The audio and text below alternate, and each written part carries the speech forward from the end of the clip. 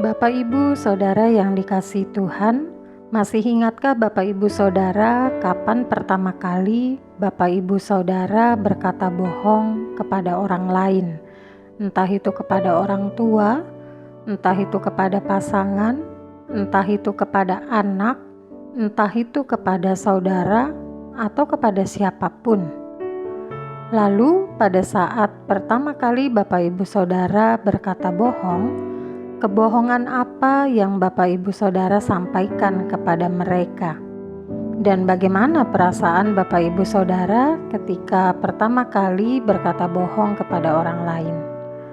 Nah, pertanyaan-pertanyaan itu merupakan pertanyaan-pertanyaan di awal sebelum kita memahami firman Tuhan pada hari ini. Bapak Ibu Saudara, kecenderungan seseorang pada saat pertama kali dia berkata bohong, dia akan merasa takut, dia akan merasa gugup, dia merasa bahwa apa yang dikatakannya sepertinya bertolak belakang dengan hati nuraninya. Tetapi bagi seseorang yang kemudian terbiasa untuk berbohong, maka ketika dia melakukan pembohongan, hal itu tidak lagi membuatnya takut, hal itu tidak lagi membuatnya gemetar atau panik. Sebab kebohongan sudah menjadi hal yang biasa bagi dirinya.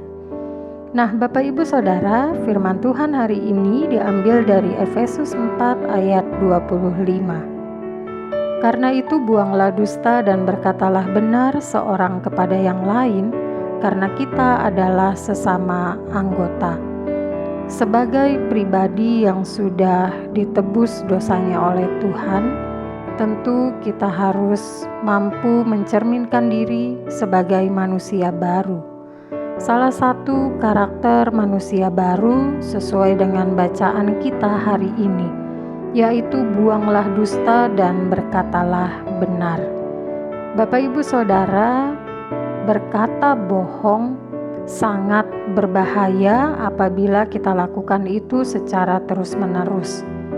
Berkata bohong juga sangat berbahaya apabila itu dijadikan alasan ketika kita melakukan suatu kesalahan. Hanya karena kita tidak berani mengakui, hanya karena kita tidak berani bertanggung jawab, maka kita memilih untuk berbohong. Jadi Bapak Ibu Saudara, firman Tuhan hari ini mengingatkan kita supaya kita stop untuk berkata bohong. Sebab kebohongan tentulah bukan sesuai dengan kehendak Tuhan, dan kebohongan tentulah akan menjadi kebiasaan yang buruk apabila kita tidak mampu mengendalikannya.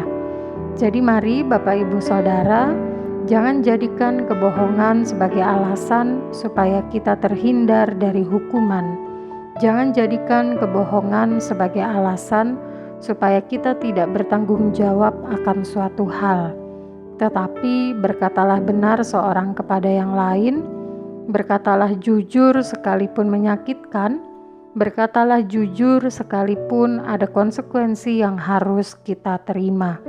Terlebih lagi sebagai keluarga, karena kita ini adalah sesama anggota, karena kita ini adalah satu keluarga, maka baiklah kita menjauhkan diri dari perkataan dusta. Anak-anak, jangan lagi berkata bohong kepada orang tua hanya karena alasan takut dimarahi atau sebagainya. Orang tua jangan berkata bohong kepada anak-anak hanya karena supaya anak-anak menjadi nurut kepada orang tua.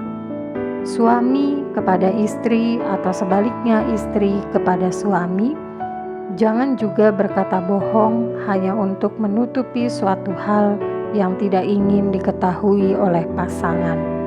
Dan kita sebagai keluarga di dalam Tuhan, hendaklah juga berkata jujur kepada orang lain.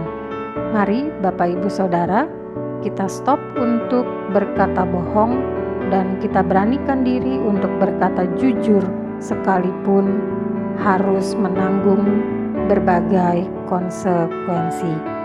Amin.